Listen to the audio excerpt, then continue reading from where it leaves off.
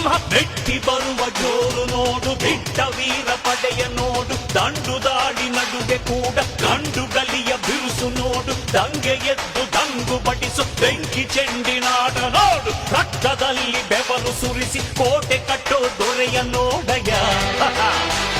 ಇವನಿದ್ದ ಕಡೆಯಲ್ಲೆಲ್ಲ ಘೋರ ಸಿಂಹ ಗರ್ಜನೆ, ಅದು ಯಾರು ಬಂದರು ಕೊನೆಯಾದದು ಸಿಂಹ ಗರ್ಜನೆ.